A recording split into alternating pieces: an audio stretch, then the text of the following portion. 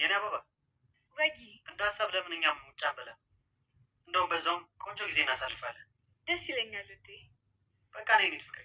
እሺ በቃ ቦርሴን ከላይ ላምጣው። ውዴ አንቺ ተቀመጭ፣ እኔ እጅ አመጣልሽ። አመሰግናለሁ። ወይ ምን አለ ብትረጂ። መጀመሪያ ተሰረደኝ። ምን ልረዳሽ? ተወኝ፣ የራሴን ህይወት ልኖርበት። አዎ አንተ ንክኩ ሁሉ ነገር እንዳደርግ ያደረግ። አሁንም በድጋሚ ልንገርህ፣ ይህን አንተ ነገር ካብቃ ቆይቷል።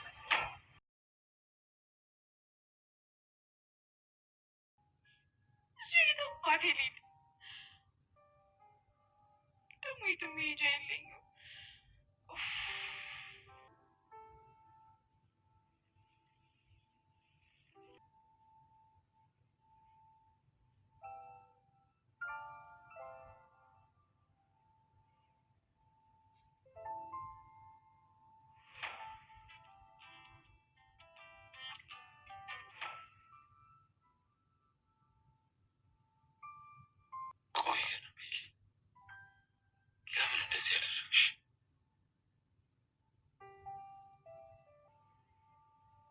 እጅን በእጅ በለው ነገሮቹን ሁሉ በራሴ እጅ አበላሿቸው።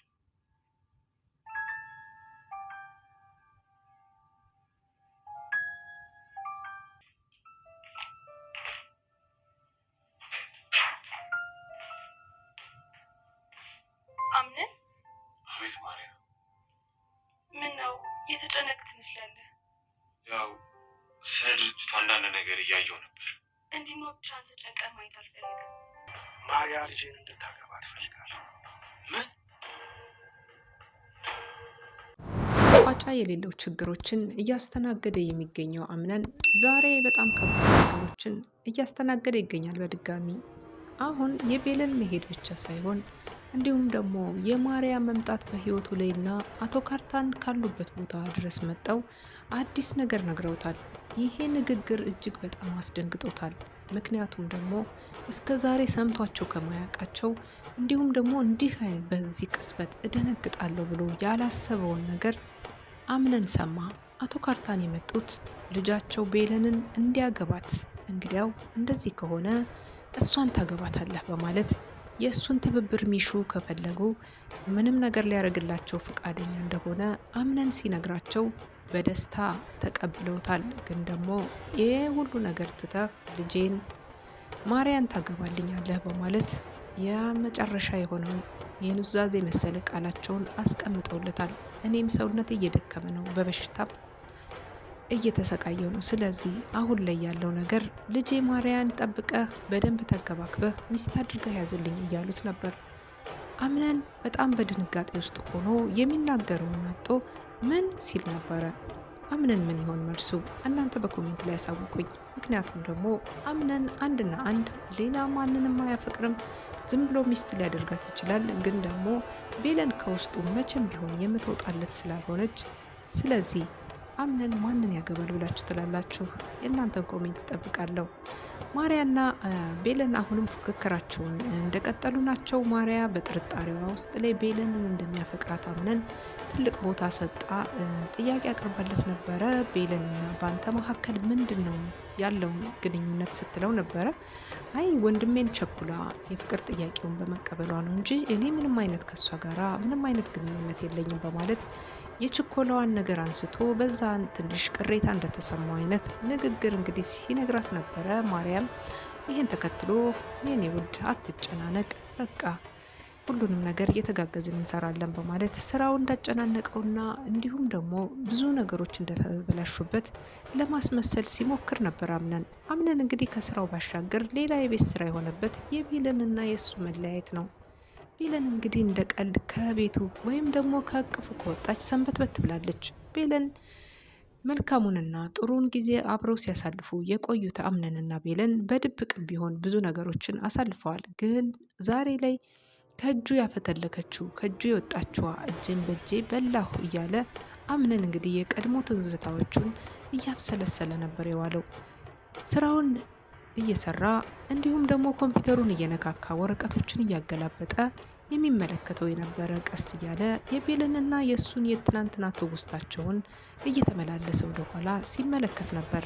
እነዛን ሁሉ መልካም ጊዜ አሳልፈን ግን ለምን ቤለን እያለ እሷ የተናገረችውን እሱ የተናገረውን ሲያመሳስለው ግን ደግሞ እሷ ትክክል ነበረች፣ እሱ ስህተት የሰራው እንዲሁም ደግሞ የእሷን ሁሉን ነገር ያልተረዳበትን መንገድ አስታውሶ እጄን በእጄ በልቻለሁ፣ እጄን በእጄ እያለ ራሱን ሲወቅስ ነበር። ዛሬ እንግዲህ ማርያ እያኮበኮበች ትገኛለች። ምክንያቱም ደግሞ አምነን ባል አድርጋ ለመያዝ እሷ ሚስት ሆና ለእሷ አጠገቡ ላይ ለመቅረብ እየተዘጋጀች ነው። ግን ደግሞ ዋናው በሩ ከአምነን ጋር ነው ያለውና አምነን እውነት ደፍሮ ቁልፍ ይሰጣታል ወይ ነው? የልቡን ቁልፍ ካልሰጣት መግባት ካልቻለች እንዴት ሁና ሁሌም ተንሳፋ እንዴት ሁና ትኖራለች? መጀመሪያም ቢሆን እንግዲህ ባሮክን ስትነግረው እንደሰማን ከባለፈው ክፍል ላይ እኔ እሱ ማያፈቅረኝ ከሆነ የማይወደኝ ከሆነ ይህን ያክል ቦታ ሰጥቶ የማይመለከተኝ ከሆነ አብሬው የመኖር ፍላጎት የለኝም። ምክንያቱም ተፈቃቅረህ ተፈላልገህ ሲሆን ነው እንጂ በግዴታ አያስደስተኝም በማለት የተናገረችው ንግግር በጣም ትክክል ነበረች። ማርያ እንግዲህ ከአምነን የምትፈልገው ነገር ቢኖር በትክክል አፍቅሯት ወዷት ፍላጎት ኖሮት በግዴታ ሳይሆን ፍላጎት ኖሮት እንዲያገባት ነው እሷ ስሜት ያላት። አሁን ላይ ሁሉም ነገር እየተቀያየረ በመጣበት ሰዓት ላይ በጣም ከባድ ነገርን እያስተናገደች የምትገኘዋ ጄሪ ከዚህ ቀደም እንግዲህ የሚስትነት ምርጫው ላይ አምነን ሲደረግለት በመጀመሪያ ደረጃ ተመርጣ የነበረችቷ ጄሪ እንግዲህ ወድቃ እያየናት እንገኛለን ማለት ነው። ጄሪ በጣም ከባድ ችግሮችን እያስተናገደች ነው በግሏም። ይህም የሆነባት ምክንያት ደግሞ ከአቶ አምነን ጋር ከተፋታች በኋላ በጣም ብዙ ነገሮች ተመሰቃቅለውባታል። ይህንን ህይወት እንድትቀምስና ይህንን ህይወት እንድታይ ያደረጋት የክፋቷ ጥግ መሆኑን እንግዲህ ምስጦፋ ሲነግራት ነበር። ከዚህ ቀደም ምስጦፋ በጣም እንደሚያፈቅራትና ስለሷ ሁሉን ነገር እንደሚሆንላት ያለውን ገንዘብ ሀብቱን ሙጥጥ አድርጋ ጉልበቱን እንዲሁም ጊዜውን ሁሉ አባክና እንዳበላሸችበት ሲናገር ነበር። የዚህ ሁሉ ጊዜ መከራ ያደረሽብኝ ገና መች ከፍለሽ ትጨርሽኛለሽ እያላት ስለነበር ዛሬ እንግዲህ ጄሪ በሰራችው ስራ ቤለንን ከደረጃ ላይ ገፍትራት ስለነበር በዚህ ምክንያት እንግዲህ በሰበብ ሆኖ ከዚህ ቤት ተባራለች ማለት ነው። የምስጦፋንና እንዲሁም ደግሞ የጀሪን ግንኙነት አቶ አምነን እስካሁን ድረስ ምንም የሚያውቀው ነገር የለም። የተረገዘውም ልጅ ቢሆን የምስጦፋ ልጅ እንደነበረ በደንብ አድርጋ ራሷ ታውቃለች። እሷ መድኃኒት ሰጠው አምነን እንዲተኛ ብታደርገውም ከእሱ ጋር ምንም አይነት ግንኙነት እንዳልነበራት ጠንቅቃ ታውቃለች። ለዚህ ነው ብዙ ነገሮቿ ድብቅና ሚስጥር ሆነው ከምስጦፋ ጋር ያደረገችውን ወይም ደግሞ የነበራትን የፍቅር ግንኙነት ለአምነን ሳትነግረው ከዛ ቤት ውልቅ በይ ሲላት ምንም አይነት ነገር ሳትይዝ ባዶ እጇን አስወጥቶ የወረወራት የነበረ። ዛሬ ከምግብ እንኳን የምትበላው አጣ። ምስጦፋን እንግዲህ እየደወለች ስታስቸግረው አይተን ነበረ። ጅብ ነው እንደ ሆድሽ ላይ ታሰረው ለምንድን ነው ማትረጋጊ እያላት ብዙ ነገሮችን ሲላት ነበር። በነገራችን ላይ ጄሪ ብዙ ታሪኮችና ብዙ ነገሮችን ሰርታለች። ዛሬ ግን እየተጸጸተች ትመስላለች። ምክንያቱም ትናንትና የበደልኩት ትናንትና ያደረግኩት ነገር ትክክል አይደለም፣ እባክህ ፈጣሪዬ እያለች ፈጣሪዋን እንግዲህ በንጹህ ልቦና እየተማጸነች ትመስላለች። ትናንትና ያደረገችው ስህተት ሆኖ ገብቷት ከሆነ ይበል ነው የሚያስብል ነው። በሌላ በኩል ምስጦፋ እንግዲህ እዚህ ቤት ሰንበትበት ብሏል መምጣቱን ካቆመ። ዛሬ ግን እየጠረጠረ ያለው ሲፈን ጋር ሄዶ ይሆን እንዴ በሚል ሂደት እየጠረጠረው ይገኛል። አምነን እንግዲህ ተጠራጣሪና አሁን ላይ ያለው ነገር ተጠራጣሪና መጥፎ ሰው ሊያደርገው እየተቃረበ ነው። እናም ሲፈን ጋር ቆይቶ ሰንብተው ይመጣው ይሆን እንዴ በማለት ሀሳቡን ለብቻው ሲገልጽ ነበረ። ወንድምህ መጥቷል እንኳን ደስ አለህ በማለት የነበረበትን ሁኔታና እንዲሁም ደግሞ ከማን ጋር እንደነበረ ባይናገርም ከዘመድ ጋር ቆይቼ ነው የመጣሁት በማለት ሲፈን ጋር ቆይቶ ከእሷ ጋር ሰንብቶ ነገር ሲመካከር ቆይቶስ ቢሆን በማለት ጥርጣሬውን እያቀረበ ነበር። አምነን እንግዲህ ከገባበት ፈተና እንዴት ሊወጣ ይችላል? አሁን ላይ አቶ ካርታን ደግሞ ያቀረቡለት የልጄን አግባ ጥያቄ እንዴት ሊፈታው ይችላል? ከዚህ ባሻገር ድርጅቱም ኪሳራ ውስጥ ላይ ይገኛል።